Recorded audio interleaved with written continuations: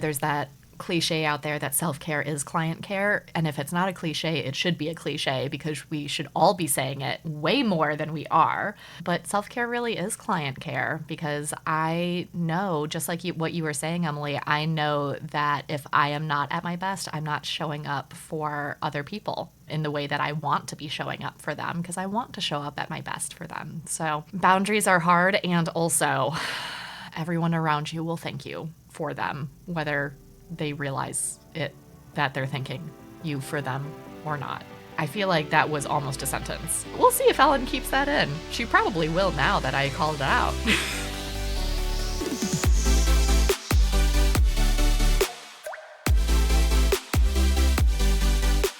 Welcome to Enrichment for the Real World, the podcast devoted to improving the quality of life of pets and their people through enrichment. We are your hosts, Allie Bender. And I'm Emily Strong. And we are here to challenge and expand your view of what enrichment is, what enrichment can be, and what enrichment can do for you and the animals in your lives. Let's get started.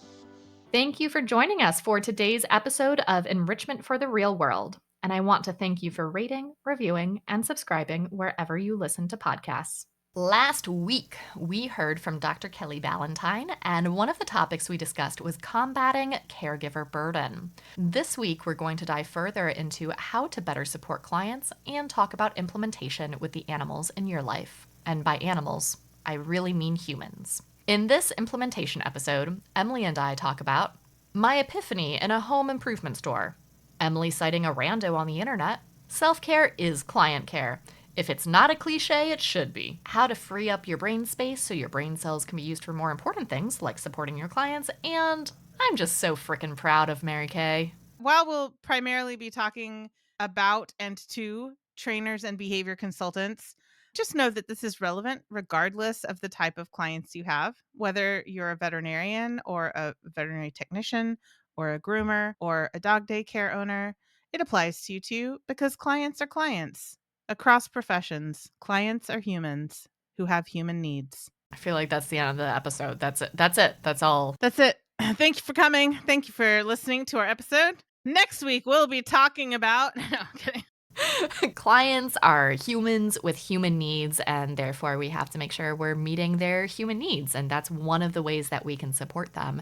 And I think it's really important for us as professionals to keep in mind that the best way to support the animals and pets that we're trying to care for is to support the humans who are taking care of them. You can't do one without the other. And so really when we are working on creating better welfare for animals, we have to be looking at the humans and how we can best support our human clients. Yeah, and I think that's one thing that people can get tripped up on in this industry or like any animal welfare industry is that like we get into this industry thinking we're going to help animals, and if it weren't for those darn pesky clients, we could be so much more effective. And I think it really helps to have a mindset shift and realize that the client is the job and our job isn't to help animals. Our job is to help clients to help their own pets. And so when we realize that the client is the job, then hopefully it becomes easier to do the job and realize that like having empathy for your client and supporting your client is literally what we're here for. It's what we're here to do. So it's really important to embody a quote that I think I first heard Chris Pockle say this, and that is, everyone is doing the best they can with the knowledge, skills, resources, and bandwidth that they currently have. Okay, maybe we embellished it a little bit. We added some things to it, but it's just important to remember that like everybody has their own unique learning history, their own traumas, their own influences, their own social network, which may be varying degrees of supportive, and their own goals and their own worldview. And all of those things play into how a client shows up and how we can better show up for them. So as always with everything, our pole star is reducing harm and increasing welfare and well-being for everybody involved, the humans and the non-humans that we're working with. And the way that we do this is starting with a growth mindset, having good faith conversations, engaging with curiosity, all of the things that we have talked about in previous episodes of this podcast. So we can link those episodes in the show notes so that y'all can refresh your memories if you need to. But the first step is to really just start with asking open ended, curious questions. Even if you don't ask the questions out loud when you first start working with the client, even if you're starting with just kind of typical way that you would work, mentally and emotionally approach the situation with open ended questions. Like, instead of being like, oh my God, this client did this because XYZ, whatever construct we tell ourselves about the client's behavior, shift that to, I wonder why the client did XYZ. I wonder what's going on with them that made that the way that they presented, the way that they showed up. So I think that's the first step, is just revisiting those discussions about growth mindset and good faith conversations and engaging with curiosity, and remembering that we're all doing the best we can with the knowledge, skills, resources, and bandwidth that we currently have. And I just want to emphasize that it's one thing to hear that quote and to logically, cognitively, what have you, in your brain be like, yeah, I get that. And it's another to truly feel it deep in your heart and in your soul that people are just doing the best that they can for their pets, even if it doesn't look the way that you would have it look for your own. And I think I've told this story on the podcast before, but my kind of aha moment for this was in, I think, a Home Depot or a Lowe's or something, some sort of home improvement store that people can take their pets to. And I was in this store. I saw this couple who had a very scared dog on a prong collar. And my judgment brain just immediately started going a mile a minute, judging them for taking this dog who clearly did not want to be there into the store. They were using a piece of equipment that I don't recommend, etc. And then I paused and I thought, I wonder why. I wonder why they're here with their dog. And I could not come up with a single thing that I wouldn't have agreed with. I was like, they're here because they think it's good for their dog to get out and explore. They think it's good mental stimulation to be in new places. They want their dog to meet new people. They like going places with their dog. Their dog has separation anxiety and they have to bring their dog. I came up with so many reasons why they might have brought their dog into this situation, and I couldn't come up with a single one that I wouldn't have been like, yeah, I get it. I understand. Let's maybe have different solutions, but I understand and agree with the intent behind it. And it was in that moment that I was able to like fully embody that quote of everyone is doing the best that they can. And I also love the quote, is it Maya Angelou? When you know better, you do better.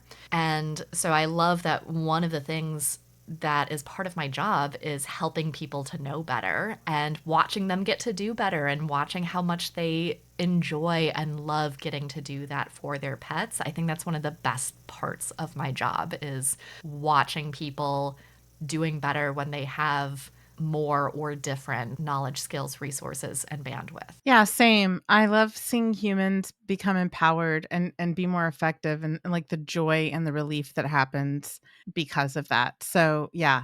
Also me. And there are a couple things that I want to add to this conversation, because in the first place, I have seen several people say, "Yeah, but not everybody is doing the best they can." Like, and then people will usually like bring up specific well-known people that are like, they definitely weren't doing the best they could. They knew better and they did a really terrible thing anyway, right?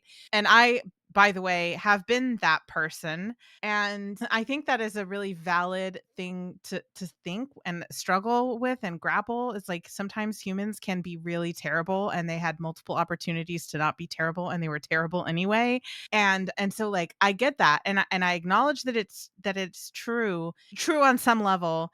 And also I think one thing that helped me was realizing that that is a logical fallacy called an argument or appeal to the extremes. So like, yes, there are always outliers. We acknowledge that there is a possibility that there are people who legitimately with malice are doing worse than they could do because they enjoy doing worse. And those people are not the people that you meet on a day-to-day basis, the people who are showing up to be your clients. You might encounter somebody like that once in a while, but for the most part, even when people are making bad choices, and even when people are doing something that they quote unquote should know better, there are reasons for them behaving that way that don't have anything to do with malice or intentional harm. And so I think that's one of the things that helped me embrace this mindset, was realizing that, like, while it might be true, and I don't even know that it is true, right? But while it might be true that there are people that are just so broken that they are intentionally doing terrible things, those are the outliers. And for the most part, the people, when we say everyone is doing the best we can, what we mean is everybody that we interact with on a day-to-day basis is doing the best that they can. So I just wanted to put that out there, because if you're one of those people who is like, yeah, but not really, I feel you, it me, and like that's how I helped myself to move through that objection. And when I was able to process that and grapple with it, it became easier to start seeing people's behavior through the lens of, I don't know what has happened to them or what they have experienced that has led them to this point. And so that was just a really helpful process for me to go through. So I'm sharing that in case it's helpful for you as well. The other thing I want to point out is that knowing that this is true and being able to do it are two different things. Like everything in life, this requires practice, and fluency comes with repetition and an intention to improve your skills, not just repeating the same thing over and over and over again, but trying to do better each time, seeking mentorship, seeking guidance, being open to feedback. So, yeah, we can know that we should approach with a growth mindset and with curiosity and with good faith, and we can want to do that and intend to do that.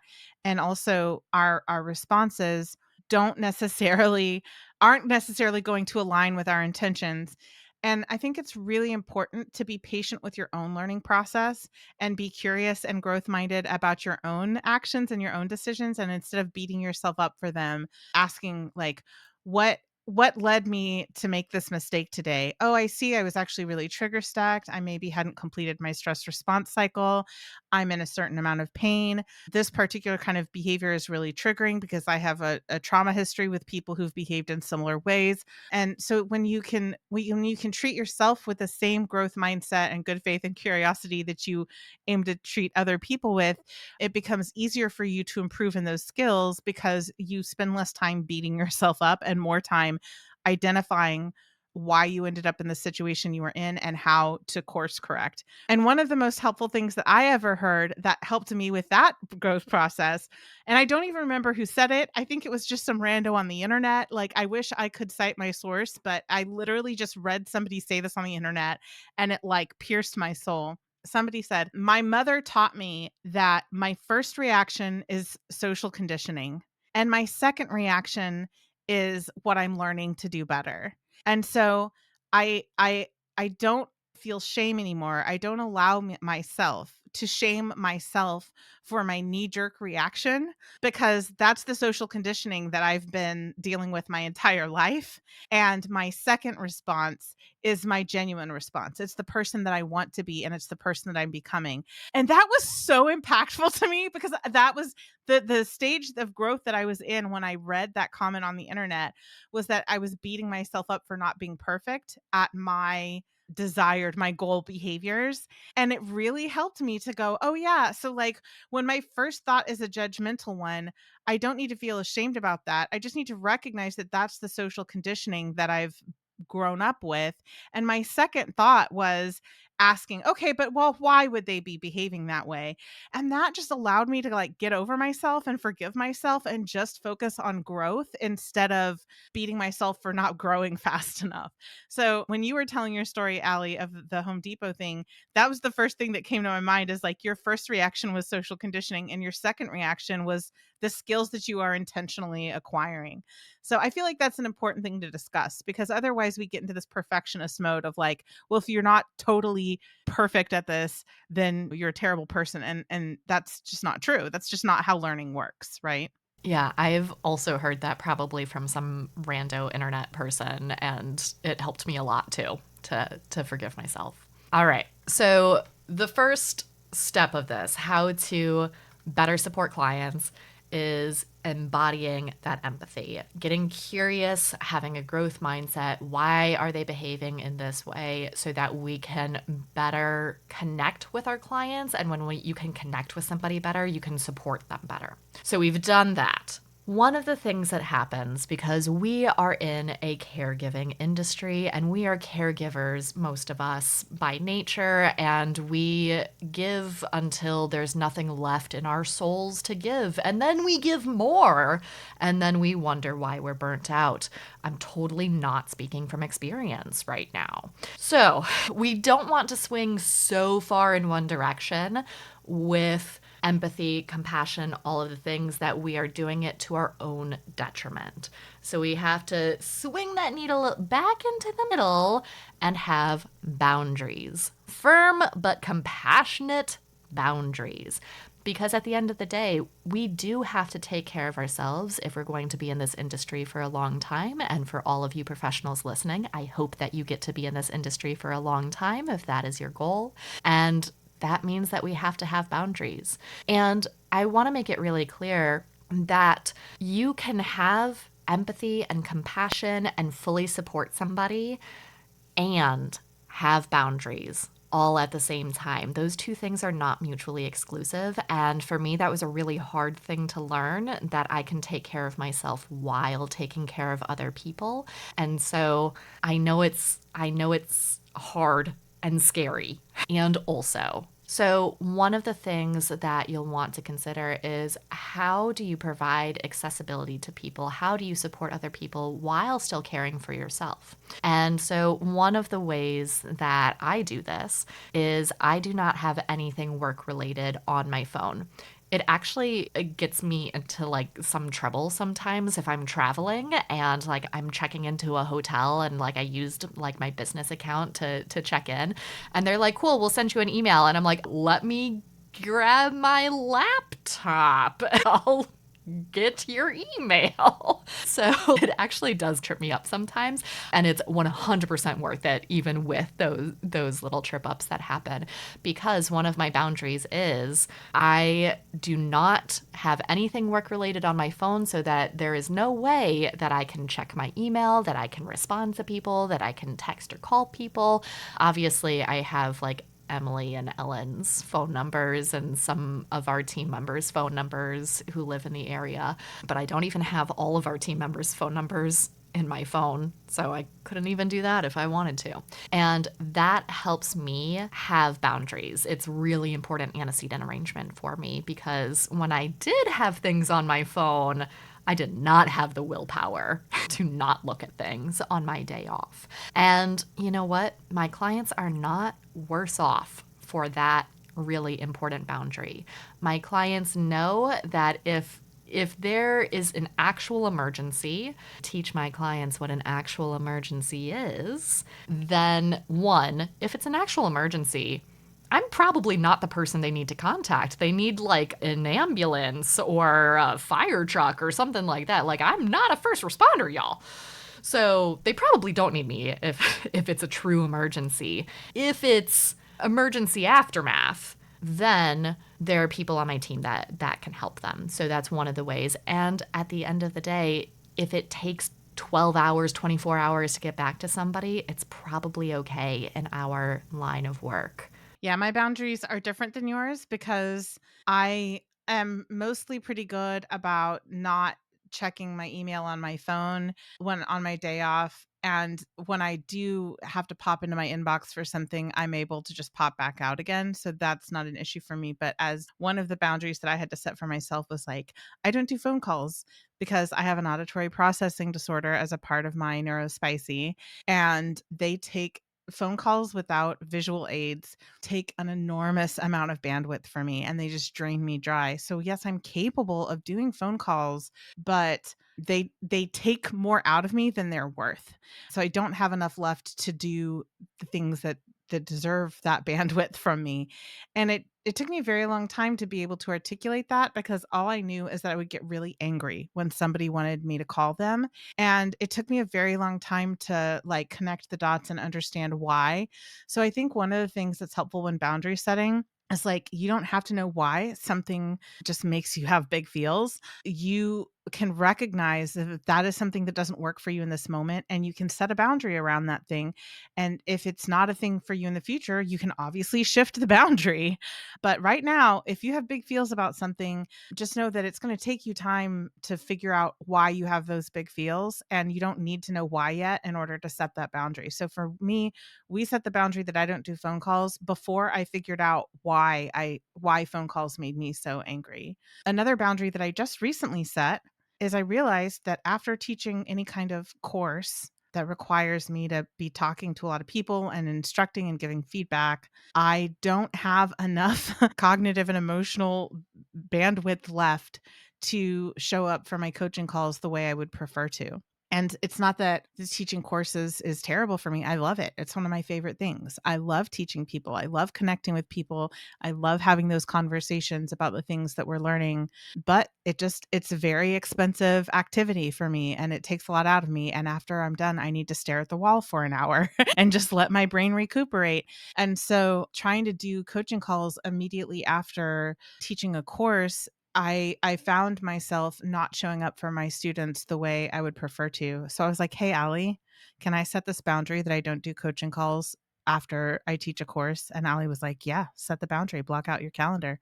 And I was like, "Cool." So the boundaries can look like whatever they need to look like, but the question is not just about your neurotype and your physical ability and your time, but also your bandwidth and how can you reasonably show up for your clients and have enough of yourself to give to them based on the workload you have, right? So if you have or if you're trying to take on too many clients or too many different types of jobs and then you find that when you're showing up for your clients you don't have the patience to deal with them being humans, then that probably means that you're taking on too much and you need to scale back and identify how many clients you can reasonably show up for in the way that you should. And that can take some trial and eval, and it's okay. That's the thing about boundaries is they're not permanent. You can always shift those boundaries as you learn more about yourself or as your body changes or your circumstances change, right? So you can shift your boundaries, but once you know where your boundaries are, wherever they are in that moment, it's really important to hold those boundaries firm while being compassionate with your clients. Yeah, I think there's that cliche out there that self care is client care. And if it's not a cliche, it should be a cliche because we should all be saying it way more than we are. But self care really is client care because I know, just like what you were saying, Emily, I know that if I am not at my best, I'm not showing up for other people in the way that I want to be showing up for them because I want to show up at my best for them. So boundaries are hard, and also everyone around you will thank you for them, whether they realize it that they're thanking you for them or not. I feel like that was almost a sentence. We'll see if Ellen keeps that in. She probably will now that I called it out. So the next thing after empathy and boundaries, the next thing is project management as client support. And I know that sounds weird, but hear me out. We have learned this the hard way, and let's be real, we're still learning this and we'll continue learning it until the day that we retire or die, whichever comes first. Infrastructure and coordination is critical to being able to support your clients as best as you can because oh my God, the journey we have been on figuring out what kind of infrastructure we need to succeed as a team, to all be in the same boat, rowing in the same direction in tandem, to know what we're doing and how it fits into the bigger picture, to know who's responsible for what and when things are due and who they're due to and the consequences, like the contingencies on those tasks has been a massive growth curve for us. And even if your team or your business is not as large as ours, that is still true. There are skills that I have learned now in Pet Harmony that I look back on when I was just a solopreneur and I'm like, man, I wish I had these skills back then, my life would have been so much easier. I would have been so much more efficient. I could have gotten paid more for working less if only I had known how to do these things. So it is worthwhile figuring out. First of all, I think everybody who has a business, even if you're a solopreneur, everybody should have a project management tool of some kind. The one that works for our team is ClickUp, but different people and different teams are going to have different dynamics. So that may not work for everybody, but just like being able to see all the moving parts and know what's due and when it's due and who's responsible for each piece of it has been massive for us. And I can see how if I had had that when I was a solopreneur, I would not have dropped as many balls. I would have been more efficient about getting things done. I would have known what things I could automate. I wouldn't have had to spend so much brain space on just remembering task completion.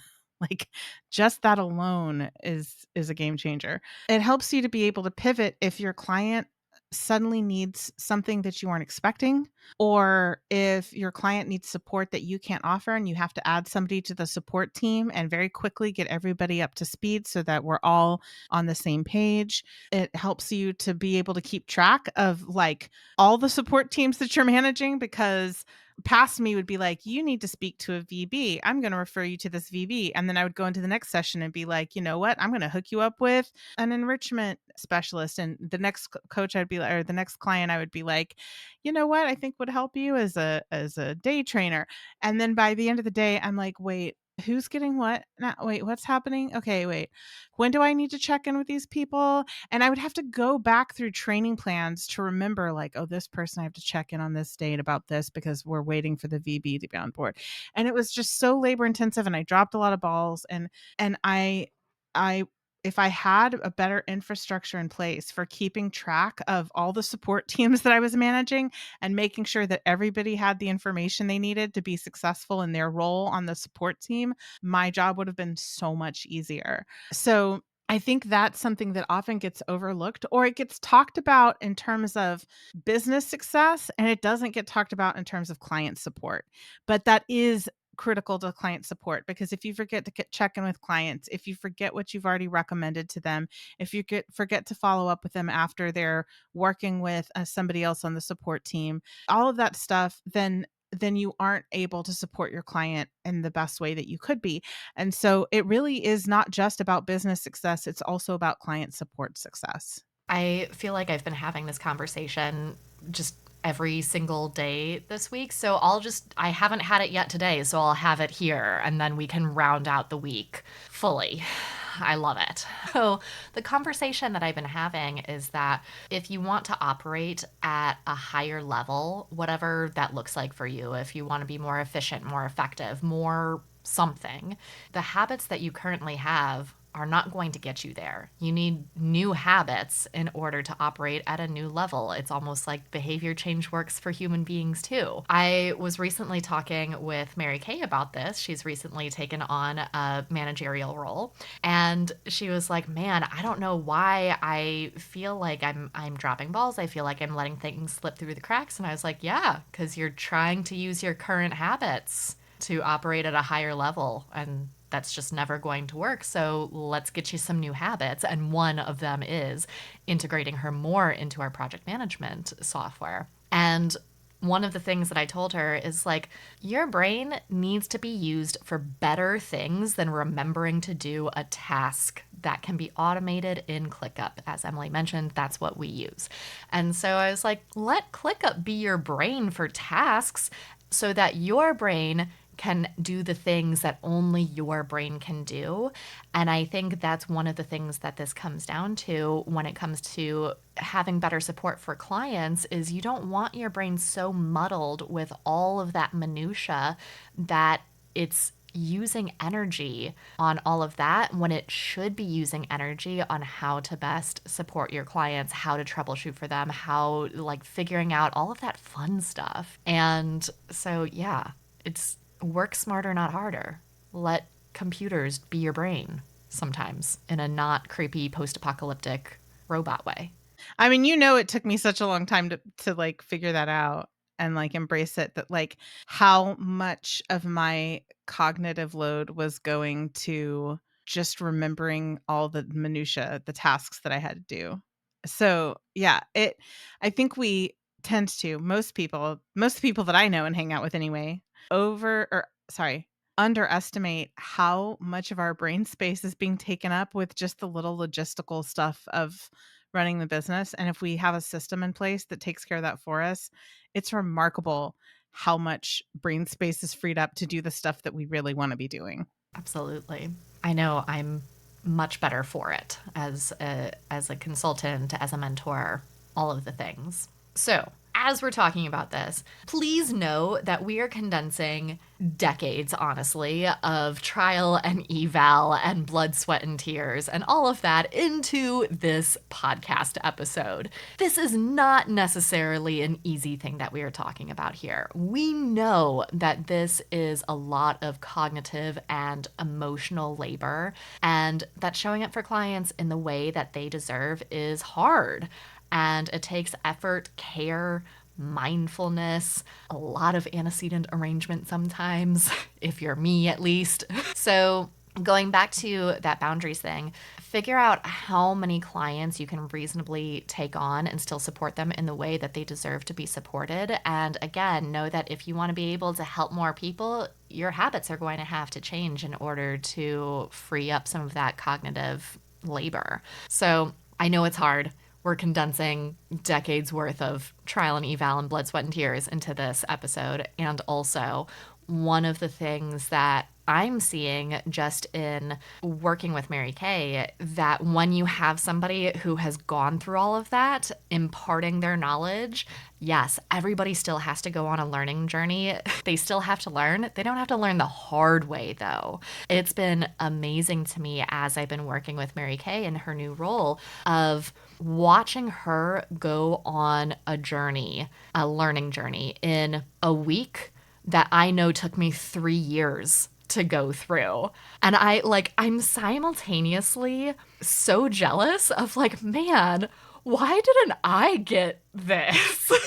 Like, it took me 3 years to figure this out, and that's because I was doing it by myself. And now that she has somebody who is teaching her how to do it, it's taking her a week. And wouldn't that be nice? So I'm simultaneously very jealous of that experience, and also, one, just very proud of her. But it has shown me so much of for myself of like why I need to continue striving for having a mentor and having somebody who's been there, done that, got that t-shirt, who can help me go on the journey and have it take a week instead of 3 years. Yeah, I think this is like why I keep harping on mentorship, because you can learn the concepts and you can try to implement the concepts on your own.